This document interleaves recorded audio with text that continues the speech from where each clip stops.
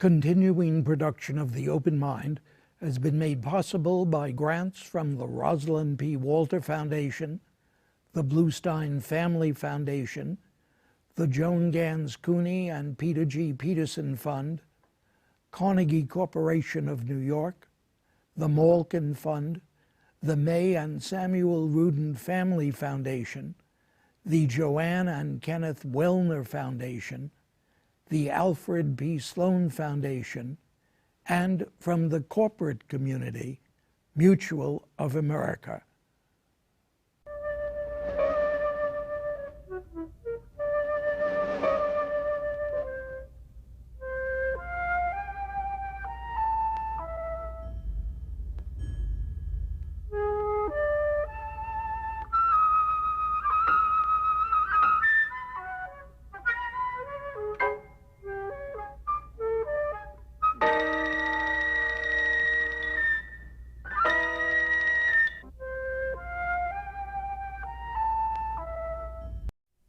I'm Richard Heffner, your host on The Open Mind.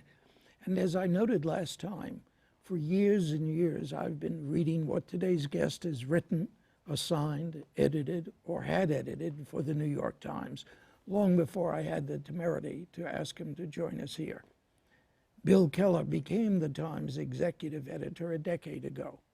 He had joined the paper in 1984 in the Washington Bureau, was a Times correspondent in Moscow from 1986 to 1991, the last 3 years as its bureau chief, winning a Pulitzer Prize in 1989 for his coverage of the USSR.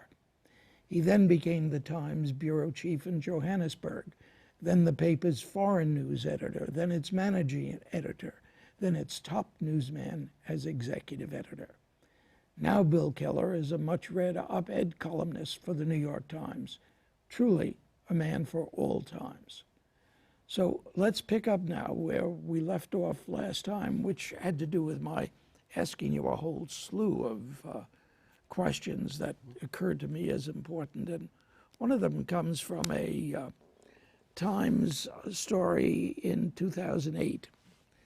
Panel at the Times proposes steps to increase credibility. Mm-hmm. You were executive editor. A panel or a committee that had been appointed by you reported to you about steps to be taken to increase the paper's credibility. Mm-hmm. Did they work?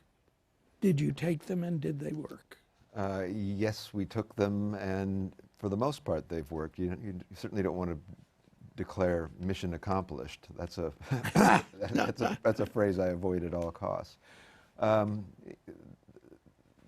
The committee was a consequence of, as I'm sure many of your viewers recall, a couple of scandals. One that was described as a scandal, rightly, was the fabrication of stories by a young reporter named Jason Blair, who had gotten away with sort of serial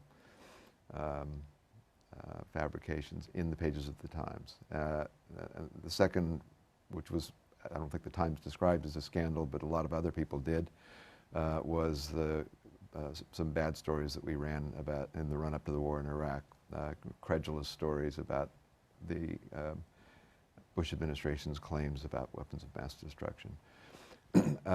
Did that, by the way, let me interrupt you, did that fall into the category of printing what people say because you're being fair-minded?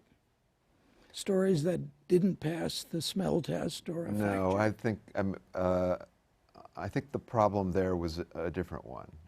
Some of it was just a tendency to go with the conventional wisdom. And while there were dissenting voices, the view of most Democrats and Republicans at the time was that Saddam posed some kind of a threat. He used chemical weapons against his own people. He had at one time had a fairly robust nuclear program. So,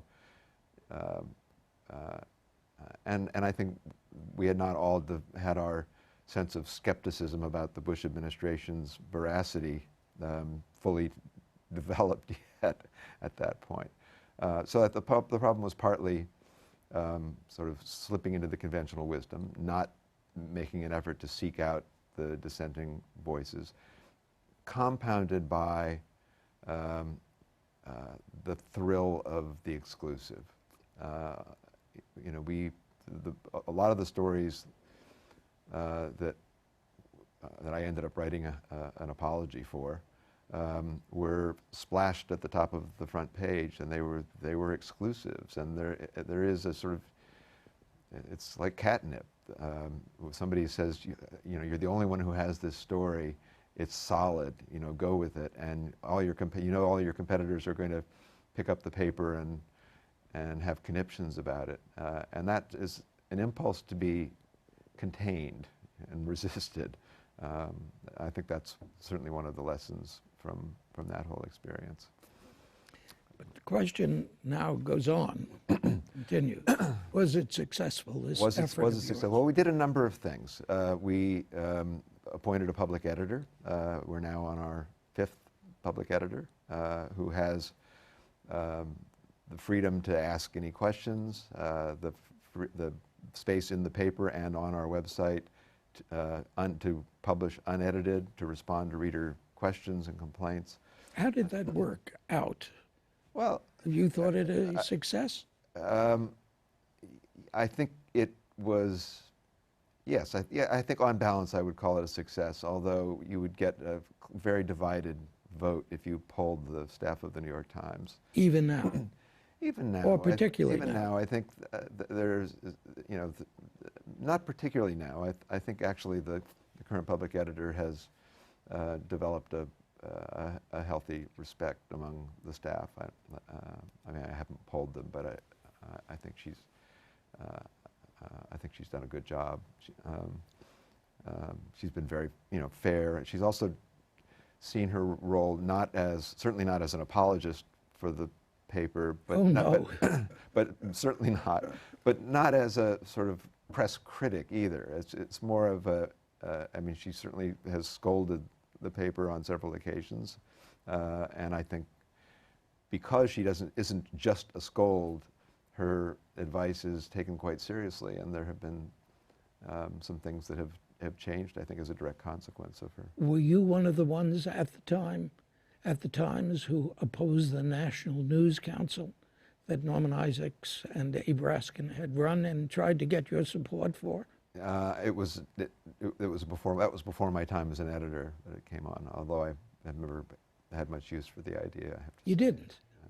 Doesn't it fit into the ombudsperson? Well, at that time, I didn't have much use for the idea of a public editor either. I mean, we were all sort of raised to think, wait a second, we're the reader's advocate. That's our job, and if we're doing it badly, you know, we should be called to account, but you don't need to bring this was my thinking at the time, some outsider in, you know, to serve as an ombudsman. I think for a long time, very skeptical of the value of that. And besides, I would have said back then, you know, readers are just going to think that it's, you know, somebody who's on the payroll of the paper and therefore not a reliable outsider or critic. When he's really not going to call you when you do something wrong if it's, you know, if it's too embarrassing. You know, I've definitely come around on that subject because I think it has. When you get the right person in the job, I think it does contribute to our credibility, and it gives us another set of eyes. And the fact is, while our job as the editors of the paper was to be the reader's advocate, we didn't always do a great job at it. You know, the stories before the war in Iraq are a good example of that, but there are certainly others. So it doesn't hurt to have another set of eyes. There was another question that went around, and that is the question of not indicating sources as a matter that made people question the credibility of all newspapers that did it. And in response to that, we did a couple of things. One of them was we declared as policy that an editor has the right to know the name of your source, the identity of your source. One editor, and if it's such a sensitive source that it has to be the executive editor, so be it. If it's sort of a more routine confidential source, you know, the foreign editor or the Washington bureau chief or somebody, but an editor has a right to know. And that's so that the editor can take into account whether you're not just, I don't worry too much about people making up sources. That's not to check the existence of the source, but to question you a little bit on whether the source had an axe to grind, or whether the source had firsthand information and didn't just hear it from somebody else. And that has kept up. The editors still, certainly while I was executive editor, and I'm sure under Jill Abramson, the current executive editor, editors exercise the right to quiz you a little bit about your sources on an anonymous story. But the reader is still reading, 2 people said, 3 people said, right, but without their well, being named. The second attempt at a remedy, and one that has not, I think, been entirely successful, was that we would cut back radically on the gratuitous use of anonymous sources. Because in Washington, it's just the culture that people speak off the record, and it often makes no sense. And we have urged reporters not to be so acquiescent when somebody says this is off the record, and not to sort of let them tell you after the fact that it's off the record. We've issued a policy. This is one of the things that was done in response to the public editor's column, issued a policy saying we are not going to engage in quote approval, where what sometimes happens is, or at least used to happen, I think it's happening a lot less at the Times now, a reporter would run a quote by an official or the official spokesman, and the spokesman would say, well, change this, and change this, so that what you're reporting is not what the person actually said, but some watered down version of it. That is one of those battles that editors just have to fight and refight and refight, because it is easy and comfortable to have an off-the-record conversation with somebody, and sometimes it's hard. You know, you fear that if you insist that what they say is on the record, you're not going to get the information that you really want. But it's a battle worth fighting. Do you think that all of these steps that the panel reported to you as something you must take have resulted in a changed credibility for the Times, and I would ask for journalism generally? Well, I'm not sure that what we do at the Times necessarily translates into the public opinion of journalists generally, which is extremely low. But it's a little bit like those polls that they do about Congress. You know, if you ask people what they think of Congress, the approval rate is single digits. If you ask them about their own congressman, oh, they think he's great. They love the fact that he kept them from closing the post office, and I really liked, you know, his speech on such and such. It's something similar with your news outlets. People generally think that news outlets are not to be trusted, but the one that they read or watch regularly, they have more confidence in. Makes sense. It does. Otherwise, it'd be a self-condemnation. Yeah. I don't have any polling to say one way or the other whether the specific credibility of the New York Times has changed one way or another since this. I hope that it has been taken as what it was intended to be, which is a demonstration that we want to be ruthless about accuracy and fairness. That's such a strange statement, though, because I would have thought that the Times, which is constantly reporting on polls, constantly, would be very much interested in polling public opinion about this issue, about itself. You know, the research that is done at the Times about the Times is done on the business side, not so much on the newsroom side. As executive editor, I had some opportunity to see it. It tended to be more focused on what can we do to make the paper more to your liking, and it tended to be more focus groups, reader groups, reader focus groups, rather than polling. Polling's fairly expensive. I do remember some polling that was done I think even before I became executive editor, that was that asked questions that I liked the answers to, so I used that poll all the time. One of them was asking people, this was at the time when the paper changed from being a New York paper to being a national paper. It expanded its distribution dramatically across the country. And they did some polling to ask people, why are you, resident of Cleveland, Ohio, or Los Angeles, California, reading a paper that has New York in the title? And the answers, the two answers that came back most often were foreign news. I liked this study because at the time I was foreign editor, so I quoted it all the time, and culture, specifically not just pop culture, but high culture, so-called, right. Books and symphonies and opera and art, I'm sure that poll is too old to be valid anymore, although I expect that, the results wouldn't be all that different if you did such a poll today. Again, it makes sense. Why did you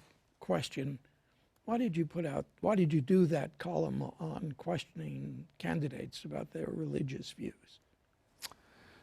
I wrote that column in the sort of early middle of the Republican primary season, when we'd already had several of what seemed to be hundreds of debates, and religion kept popping up in the campaign who was sort of more religious than somebody else, who could be more God-fearing, and it's a subject that I think journalists are a little squeamish about. It seems, I think, to us somewhat invasive to ask people about what they believe. Isn't it? No, I think it is. I mean, I believe in a zone of privacy, even for public figures, and I think you ask questions about somebody's beliefs respectfully. I don't think you mock them for what they believe, even if their religion is something that's out of the mainstream. But I think it has a bearing on the behavior of somebody who wants to be president. It tells you something about, or may tell you something about, whether they care about science. I mean, if somebody tells me, a candidate for president tells me that they think of evolution as a theory, and that they believe literally in the biblical story of how the earth was created, that would give me pause, because I would wonder whether they would pay attention to climate science or science on the health effects of food or tobacco. I don't care one way or the other whether my president practices one religion or another, but I want them to be fact-based in how they make their policies. What was the result of your column? Well, what feedback did you get? Yeah, I don't think it changed much in terms of the discussion, but I did get quite a bit of feedback. A lot of it quite thoughtful. Some people thought that the tone of the column, which was a little on the irreverent side, I will admit, was not respectful enough of people's religious beliefs, and some people thought that grilling somebody about their religion was just not acceptable. I think most people, most of the response was more understanding than that. I don't think it's particularly changed. How about the column, How to Die? How to Die was a column about my father-in-law, who died last year in England. My wife is English. Her mother was American. Her father was English. He died in the British hospital system, and he died under something they called the Liverpool Protocol, which is a kind of a hospice care, but introduced into hospitals. And it exists in most English hospitals, and in some, it has spread to some other European countries. And as several readers pointed out afterwards, you can get something sort of comparable to that in American hospitals, but you have to know to ask for it. In England, there is an active protocol that they have a discussion between the doctors, the nurses, the patient, and the family when the doctors believe that end of life is near, that they can't fix what ails you. And it presents the patient and the family with choices about how aggressive they should be in treating it, including the option of basically saying, okay, you're now dying, and we will withdraw nutrients, we will withdraw hydration, we will take off the breathing mask so that you can actually, if you'd like, kiss your wife. We will make you as comfortable as we can. We will continue to give you the painkillers, but you have the option of accepting the fact that you're going to die. My father-in-law died a good death. He died with dignity. He had his family around him. There was no sort of clatter of equipment and nurses bustling in and out to take his temperature every 15 minutes. He was allowed to die, and I mean, I described it in the column. My wife was there for all of it, and it was tremendously moving. And I talked to a number of doctors, palliative care specialists in particular, about why that's not more widely available in the U.S. And the answer was, the short answer was death panels. Right. The politicians, the sort of Sarah Palin's and Michelle Bachmann's of the right had kind of caricatured this sort of care, or at least doctors were afraid that they would be targeted for that kind of caricature. You know, as if this was going in and, you know, committing euthanasia. So that was the point of the column. I've discovered, by the way, that, you know, writing about intense experiences in your own life produces a different kind of reader reaction from what you get when you write about politics. I guess that's sort of obvious, but the two columns I've written that have gotten the most voluminous and most kind of intimate and personal response were that one and one that I wrote about my wife and I went through an abortion of a pregnancy that had gone terribly wrong. And I wrote about that, and it was with some, I think, ambivalence about the abortion debate. And it got such a strong response and such a different response. People writing in about their own experiences all over the map. People who wrote in and said, we gave birth to a child with a medical problem, and we're so happy we did. And for people who said, we gave birth to a child with a severe handicap, and it ruined our lives. Or people who chose to end the pregnancy. And it was so moving that my wife and I printed out all of the emails, and that was before they posted comments on the article, so it was all in the form of emails, and put them in a binder, and we've kept them. That kind of column doesn't come often, does it?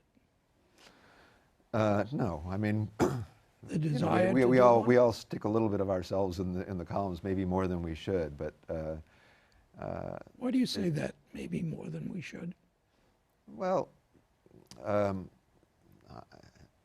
I think, you know, you're always a little bit in danger of coming across as egocentric, if not narcissistic, when you're a columnist.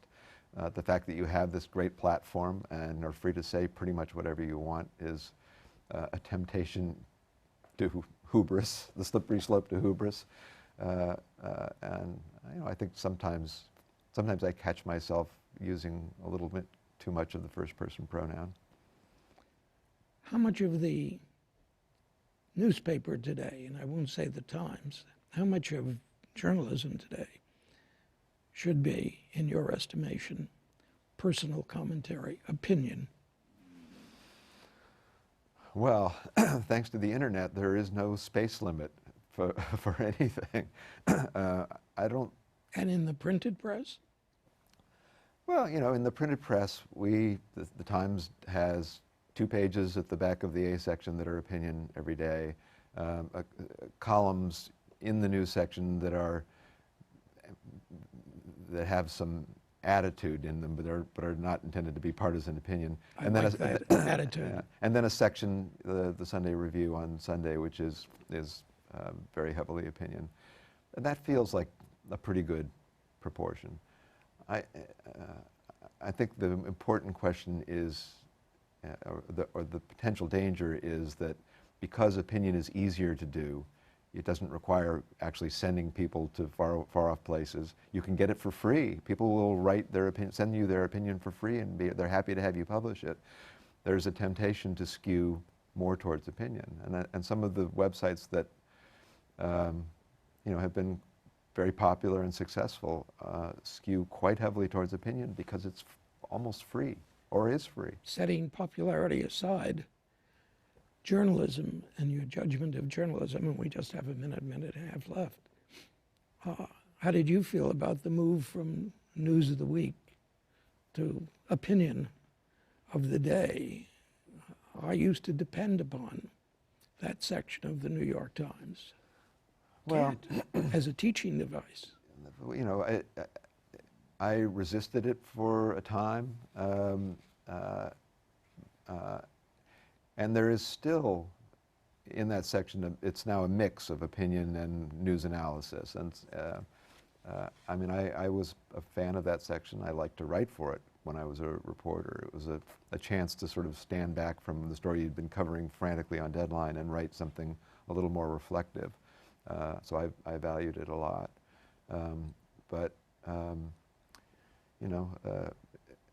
Opinion is, I think opinion is a valuable part of what we do too. And the important thing is not whether we have a little more opinion, but whether the opinion is of high quality, thoughtful, and we hold it to a standard comparable to the standard that we hold news stories to. And I think the Times does pretty well at that. I'm being told to say goodbye. I hope there'll be a time when you'll come back and we'll talk more. I'd be happy to talk about more of opinion. Thanks, okay. Bill Keller. And thanks to you in the audience. I hope you join us again next time. And meanwhile, as an old friend used to say, good night and good luck. And do visit the Open Mind website at 13.org/openmind.